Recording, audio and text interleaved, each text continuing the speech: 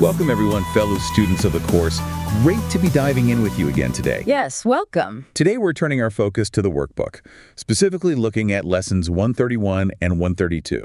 Two really foundational lessons. They are. And when we see them together through the lens of lesson 146, they offer such a profound insight. Into our minds and reality itself. Exactly. Yeah. So let's start by reading lesson 146 just as it's written. My mind holds only what I think with God. 131.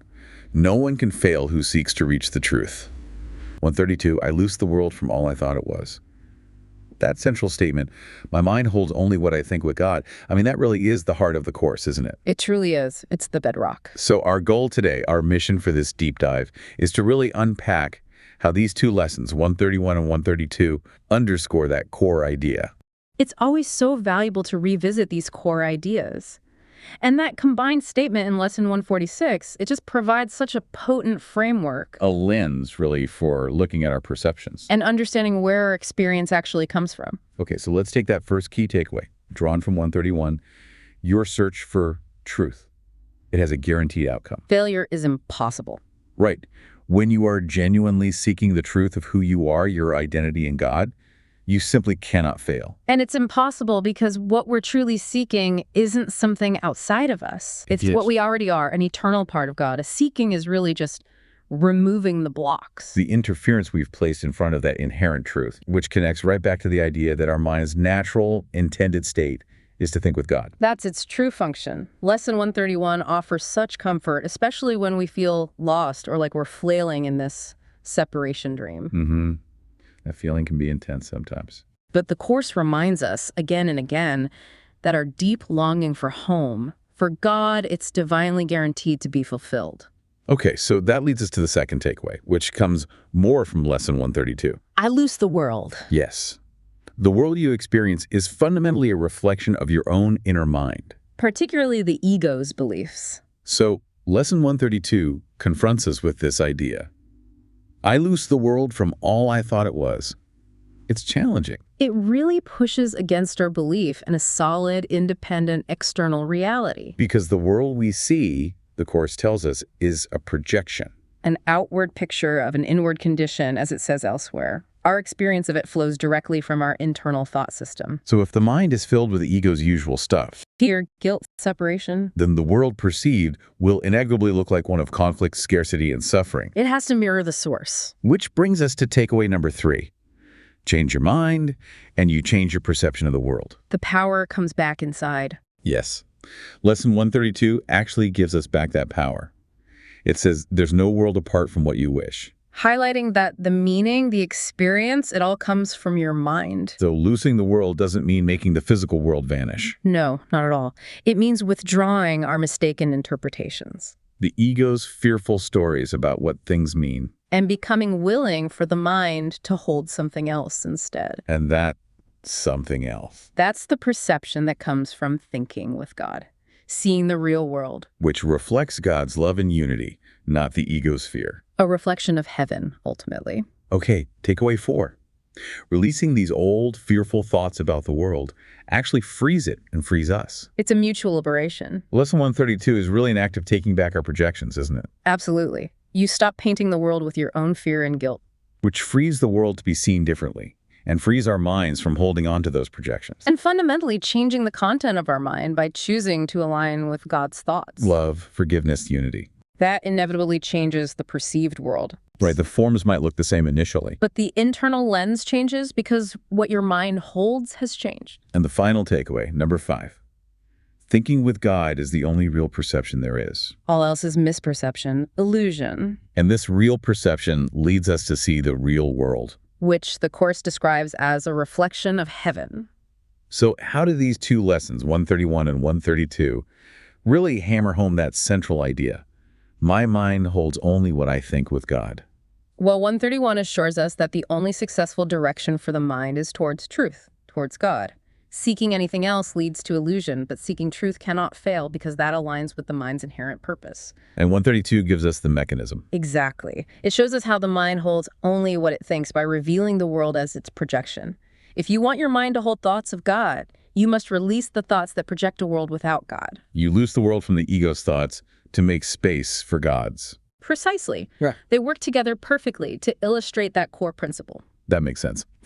Now, we did get some great questions from listeners, pointing out some areas that can feel a bit tricky. Understandably so. These ideas challenge deeply held beliefs. Okay, first one. Someone wrote, Lesson 131 says, no one can fail who seeks to reach the truth. Does this mean I have to work really, really hard, like strive constantly?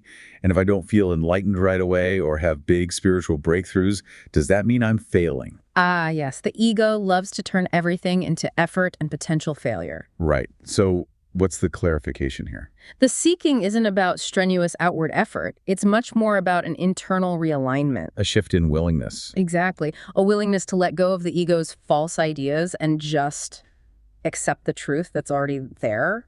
No one can fail isn't conditional on your effort level or results. It's inherent in the act of seeking truth itself. Yes, because the desire for truth is planted in us by God. It's part of our reality. Seeking it is aligning with God's will for us. So that guarantee comes from God, not from our perfect performance. Precisely. The perceived failure, feeling stuck, not having experiences, that's just the ego's commentary, its interpretation. Wow. The Holy Spirit is guiding the process. The outcome is assured. Our part is just that continued willingness. And recognizing moment by moment that our mind's true content is its connection with God. That's the core of it. Okay, great clarification. Here's the second misperception. This one about Lesson 132. Okay. The listener asks, Lesson 132's idea, I loose the world from all I thought it was, combined with other core statements like, there is no world. Does this mean I should just deny everything I see around me? Become passive, ignore problems, ignore suffering? Another really important point to clarify, especially as students go deeper. So for more seasoned students, perhaps, there is no world isn't literal denial of form. No, it means the ego's interpretation of the world based on separation, attack, loss. That world isn't real. Its foundation is illusory. Okay, so the lesson isn't about denying appearances. Not at all. It's about recognizing the source of our experience of those appearances. Where does the feeling, the meaning come from? From our mind. Yes. So loosing the world isn't about becoming passive or sticking your head in the sand. It's actually a very active mental stance. I guess so. It's actively withdrawing the ego's fearful, attacking interpretations.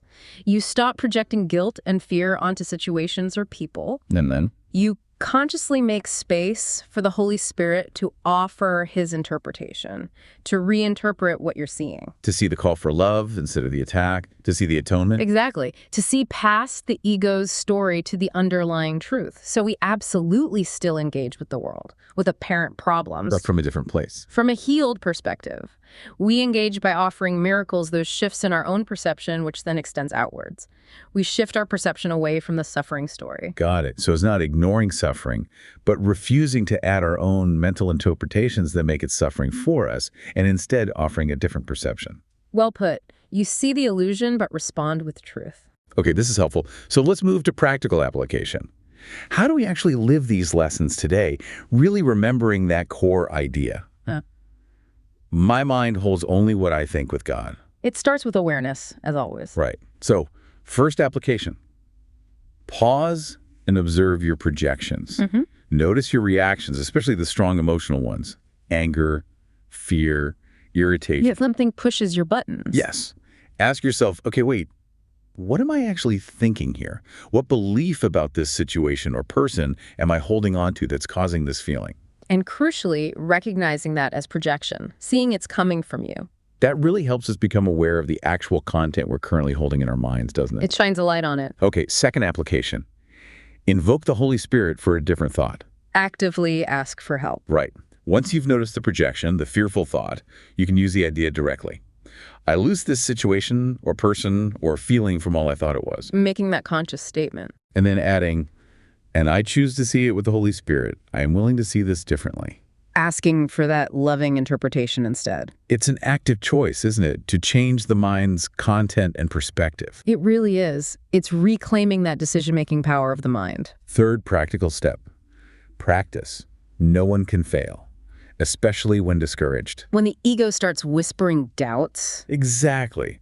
When you feel like you're not getting it or you're slipping back, consciously reassure yourself with Lesson 131's promise. No one can fail who seeks to reach the truth. Remind yourself that your true desire, beneath the ego's noise, is for yourself, for union with God, and that seeking guarantees success. It helps quiet the ego's static. And it reinforces that inherent alignment. We talked about the mind's true purpose aligning with It God's. strengthens that knowing. Fourth application, see the world as an opportunity for release. Reframe challenges. Instead of seeing problems or difficult people as annoyances or threats, view them as invitations. Invitations to apply, Lesson 132. To notice your fearful thoughts about the situation and consciously release them. I loose this. So each apparent problem becomes a classroom. Each one offers that choice. Shift from the ego's nightmare to the happy dream of forgiveness. Love that framing. Okay, fifth application. Remember your true identity in quiet moments. Create space for stillness. Take even just a few minutes during the day to be still. To consciously remember, my mind truly holds only what it thinks with God. Let that sink in. That core knowing is such a powerful antidote to the ego's constant barrage of fear and limitation. Those moments of stillness allow that deeper truth, the reality of our being, to just surface. It cuts through the noise. Thinking about these applications, how might they specifically help when we find ourselves caught in judgment, either judging ourselves harshly or judging others? Oh, that's a great specific scenario. Well, with self-judgment, recognizing it means we're believing the ego's story about our unworthiness or failure. Buying into the lie. So we can apply Lesson 131, no one can fail, to affirm our inherent worth and connection to truth, gently releasing that self-attack. And Lesson 132. We can say, I loose myself from all I thought I was, especially releasing those harsh judgments. I choose to see myself through the eyes of forgiveness instead. Applying it inward. I like that. And when judging others. Same process, really.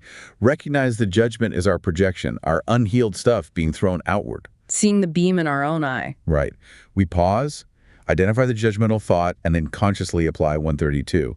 I loose this person from the role I've cast them in, from all I thought they were. Releasing them from our story about them. And choose instead to see them, like ourselves, as connected to truth, deserving of love, maybe calling for love in their own way. Beautiful. So in both cases, self-judgment or other judgment, it's about redirecting. Shifting focus away from the ego's separation narrative. Back to the underlying truth of our shared identity in God.